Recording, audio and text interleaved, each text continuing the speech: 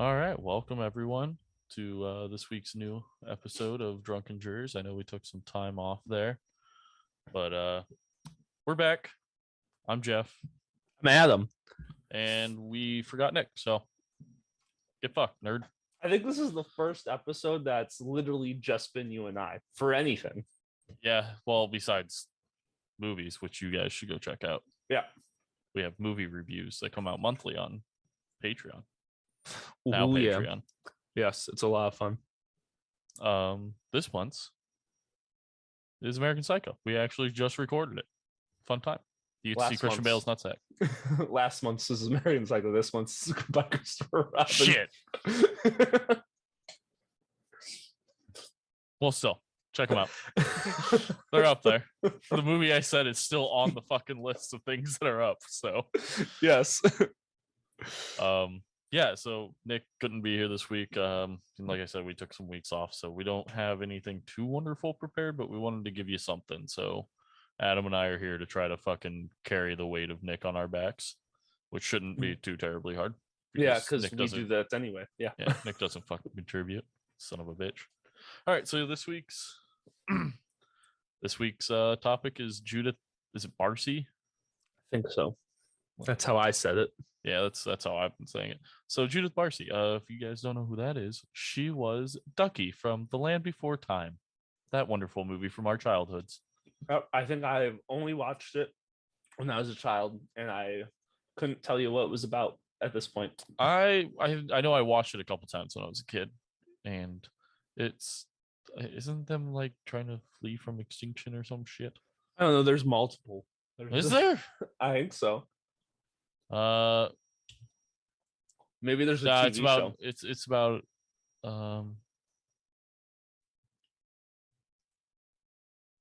it's about a dinosaur that gets orphaned and then is picked up by some other dinosaurs to go to the Great Valley to be reunited with others of its kind. Hold up. I'd like to point out, and I'm just now learning this, who the executive producers were Steven Spielberg, George Lucas, and Kathleen Kennedy. And Jeff, you probably don't know who Kathleen Kennedy is, but she is a really good producer, and she's been producing the Star Wars movies for years now. Wild. So what you're telling me is The Land Before Time is canon in Star Wars. Yes, this is the land before a long time ago in the galaxy far, far away. Perfect. Now, see, I don't even watch Star Wars, and now I know more. Yeah. See, now I can tell people I have seen something in the Star Wars franchise. Yeah. It's The Land Before Time. Really gonna piss off some people. Good thing Nick's not here. He will never hear this either. That's the perfect thing. Get fucked. Now I'm trying to I thought there was a sequel to this. Oh yeah, so there is multiple things. 13 direct-to-video sequels. 13? And a TV show. What in the fuck? Did you ever watch Dragon Tales? Yes. Yeah, Dragon Tales slapped. So there's The Land Before Time. Then there's The Great Valley Adventure, The Time of the Great Giving, Journey Through the Mists, The Mysterious Island, The Secret of Saurus Rock, The Stone of Cold Fire, The Big Freeze, Journey to Big Water, The Great Long Neck Migration, Invasion of the Tiny Saurus, The Great Day of Flyers, The Wisdom of Friends, and Journey of the Brave. Journey of the Brave came out in 2016. Damn. The TV show started in 2007. The first movie came out in 88, and it's been a constant franchise. It's like Fast and Furious now. Like it's but longer. 2 lands, 2 time. I'm trying to come up with one for Tokyo Drift now.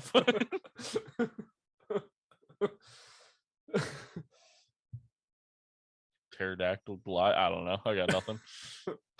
All right, so Judith Barsi, what was the name of the continent back then? Pangea. Tangia Drift. It's Pangea, you dumbass. Whatever, Pangea Drift. All right. So her father Joe and her mother Maria were they immigrated to the U.S. in 1956 after the Hungarian Revolution, where nearly 20,000 people died at the hands of the Soviets, because the Soviets after World War II were just some of the greatest fucking people to walk the earth, fucking trying to grab up land anywhere they could fucking find it. Her father was known for constantly lying, and he was well respected just because people fucking feared him. He would constantly lie to people. He was how it was explained in the YouTube video I watched. By the way, all the research I got is just from online articles and some YouTube videos, because there's not a documentary about this, at least not one I could find, and I didn't see a book, so at least not one I could read fast enough. But he basically he wasn't an alcoholic, but he was just a piece of shit person before he had alcohol, and alcohol just made it fucking worse. So it wasn't like being at home with him if he was sober was a good time. He often told people that he was blind in one eye because of a fight that he was in, which I don't know about you, but that wouldn't make me respect you or fear you, because you clearly got hit hard enough to have your fucking eye fucked up. So go fuck yourself. He did not learn how to dodge, dip, duck, dive, or dodge. This is the quality content you get when Nick's not here. So it would have been silent there anyways. It's fine. That actually, we would still be talking about the Hungarian Revolution right now if Nick was here. Which has nothing to do with the story. Not at all. Other than the fact that they immigrated after that happened. Really, neither did the franchise of Land Before Time, but yeah, I feel like it had more to do with it, kind of. So yeah, Joe, when he came over, he was a plumber and Maria was a waitress. And then in 1978, Judith was born. They were basically just getting by, as little as they could. They were not doing well over here because they wanted to. Maria wanted to go to Hollywood. She fucking loved LA. And Joe, basically how Joe got her, she was impressed with him because he had money. When they were over. Before they immigrated, but apparently when they immigrated, that didn't stick. But once Judith was born, Maria immediately started training her as soon as she could walk and talk. So she basically had her. She was ice skating. It's teaching her just how to speak without her her parents' European accent, so she could fit in as pure blood American basically. So she didn't have the same accent her parents did, which is wild. She immediately wanted her to be a child star. Why, I don't know. She, I said, she just liked Hollywood and thought that oh, this would be a great thing. As if that's an easy thing to accomplish. But somehow they did. So congrats to them. And I feel I'm going to feel somewhat shitty saying this. It really feels like they were just hoping that her success could carry them. Because before you're 18, you the money you make kind of just goes to is up for your family to use before you really get to make the decisions of how you want to use it. I actually know a little bit of how that works. So, and it all stemmed from Gary Coleman, because Gary Coleman was a child actor and his parents took all of his money from him and he sued them and won. And so basically what you're supposed to do nowadays, this isn't back then, but nowadays you're supposed to file submit something with the actors union and a bank, and basically just with how taxes can get automatically taken out, 15% of every paycheck gets automatically put into a bank account that only the child has access to once they turn 18. Like, so the parents can't access that 15% at all when you're underage, but neither can you. And then the day you turn 18, you can access that bank account. And that's how it's supposed to be now. Still doesn't happen all the time because parents are pieces of shit sometimes and steal from their child, but you know. So her first appearance was in a commercial after she was seen ice skating at a rink, and they were trying to shoot. I don't know what the fucking commercial was for, but basically they saw her skating around. They're like, "Hey, you want to help us with this commercial?" And that's basically where it started. And then she was just in commercials after that, and it just kept building up. Eventually, it got to the point where they got her an agent. Her agent was Ruth Hansen, and Judith was bringing in around $100,000 a year, and this is in 1980 or the 1970s, 1980s. A lot. So it will have been 1980s because yeah, she started when she was 5 and she was born in 78. Yeah, so early 80s, and so that's quite a bit of fucking money in today's terms. That's like probably over 250,000 nowadays, I would assume. So yeah, I don't know.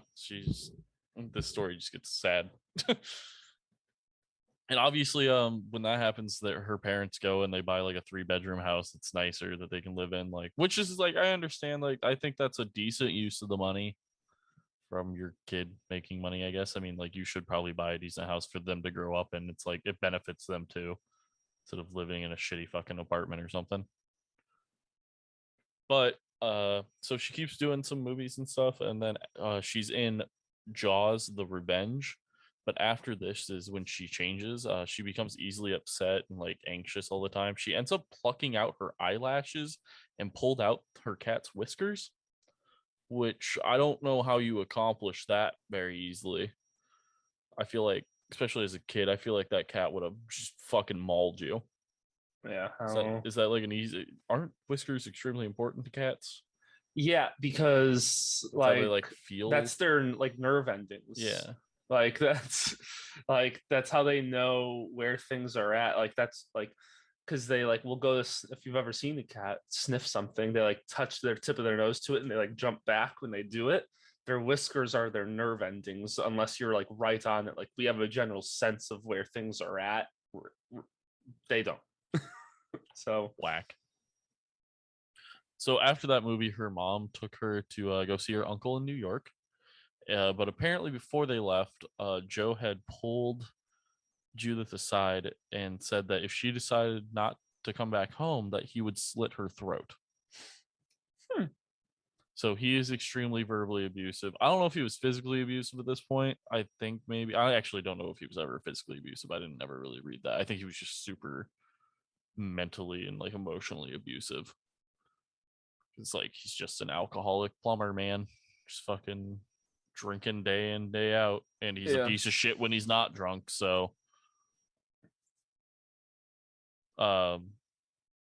yeah, so like Maria, because they went to New York to see Maria's stepbrother or Maria's brother, and he like heard about this story and he's like, you guys gotta like fucking get out of there.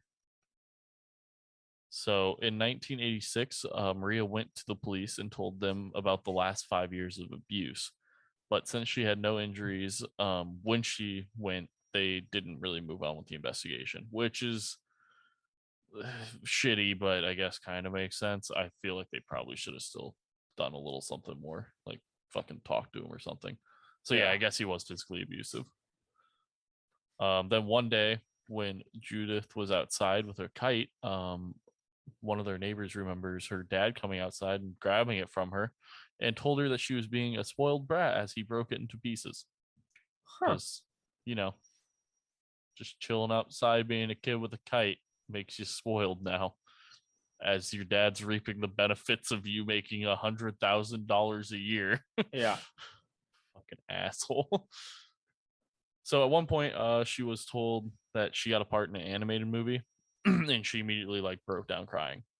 So they got her in to see a child psychologist, and they sent her, and then they sent social services to her house. Maria told them that she was working on getting the two of them out of the house and get a divorce. And that was like pretty much it. That she told them that she just had to get the paperwork for the divorce from Joe and that she had already rented an apartment. And they're like, okay. They just like dipskied. They're like, peace, bye. Yeah. And she would actually take Judith to the apartment. So like on the days that she was shooting, they would go to like do all of her stuff and then they would go to the apartment until like night and then they would come back to the house. So they were like at the house for a minimum amount of time with Joe. And then on the day she wasn't shooting, they just went to the apartment and hung out until night and then came back. That was like their daily routine at one point. So I don't get why she didn't just divorce Joe and like fucking move out, but they already had the fucking apartment. So yeah. But during this time, this is when Joe starts seeing another woman. He apparently treated her better than his own family. He was like buying her nice stuff again, probably with fucking kids' money, which is wild to think about. But yeah, he just starts fucking cheating on his wife, and I don't know. He's just a fucking piece of shit. So then on July 25th, 1988, Judith missed an appointment during production. They called and Joe answered, and he said that they were picked up by a car and gone and went to San Diego. Then that night, he called them back saying that he was moving out of the house, but he would stay until they got back. And then on July 28th, this is where things get a little like weird. On July 28th, a neighbor heard a bang and then saw smoke coming from the house. The house was on fire. But the thing here is hearing a bang. So what happened was Joe had killed his wife and his daughter. And then on the 28th, he poured gasoline with the house on fire and all three died. But they say they're not sure what day he shot them, if it was like on the 25th or the 28th. But I feel like if you hear a fucking bang and then the house is on fire, wouldn't you assume that it was probably on that day? Yeah. Because I think fire fucks with being able to do autopsies. Don't quote me on this. I don't know. I feel like fire and like severe burning fucks up you being able to tell what time someone died if they did die prior to the fire. Yeah, I would assume so because don't they judge when someone died based off their internal temperature? Yeah. So if your internal temperature was melting, well, I feel like there's some other ways of doing it, but I feel like burning everything kind of fucks all of the options. Yeah, at least back in the 80s.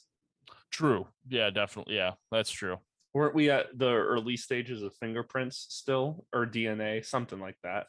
No, you could use fingerprints. DNA doesn't come until like the early 2000s. Yeah, late 90s, early 2000s. Yeah, I mean that's really it for this. Is like no one gets arrested. There's no trial. They all died, but there's not a lot to the story because yet again they all died. There's no one really to tell the story. Yeah. Like there's not a whole lot more, and it's not like she was a child actress that worked for like big like studios. It's not like they're gonna say a lot about it either. Like not like they're gonna allow their employees to go out and talk super openly about it. So she was in The Land Before Time as Ducky, and that came out right before she died. No, she never got to see it because it didn't come out until after. Oh, it came out after. I do know she was in All Dogs Go to Heaven, which also came out after, and that came out a year after she died. And I read something that like the director like came out and made some statement about it. I'm trying to find it.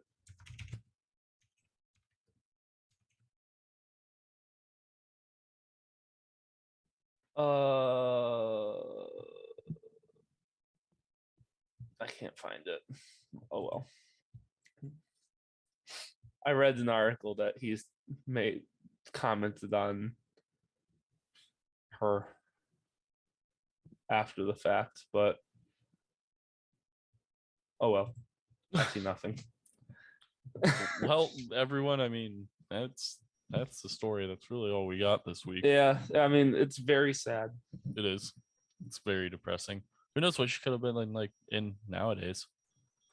She would have been like. Honestly, she probably wouldn't have been in anything. That's true. Realistically, seeing. Well, she was like a voice actor, so she could have been like doing voice stuff. I feel like, I mean, she might have done some things as a voice actress, but I don't think she would have really reached high points given if her life was continued on, her relationship with her dad would have just gotten worse and worse. So yeah, that's true.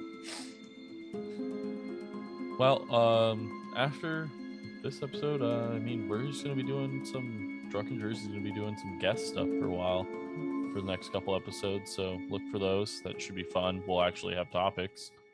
Maybe we'll have time. Well, I'll have time this time. We won't get fucked and have to take 2 weeks off because we're all, personal issues. So that's why we have a super short one this time. And Nick's not here. Bad time. The end of June, early July was not a great time for us. But hopefully we can get back on track. We'll have some guests coming up. Yeah, that's really about it. So thanks everyone for listening. If you go to our link tree down in the description of this episode, you can find all our links to wherever you find this podcast, which yet again, if you're listening to this, you already fucking know where to find our podcast because you're listening. You can find a link to our, is it on Patreon now? Patreon now? Yeah. Yep. Okay, cool. So you'll find that link, and then you'll find a link to all of our social medias. Hit us up. We'd like to be talked to. Maybe. Depends on what you say. Sometimes. Also check out Misfit Faction. Their website should be on our link tree by now. Perfect. Outside of that, I mean, like you can get access to our Discord. You can get access to the movie review podcast that Adam and I do. That I don't know what months things are released on. All I know is that you see Christian Bale's nutsack and American Psycho. Been pretty hooked on that lately.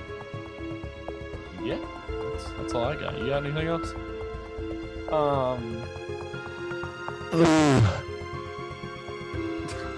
Man, I have to change all your fucking audio now. Bye bye.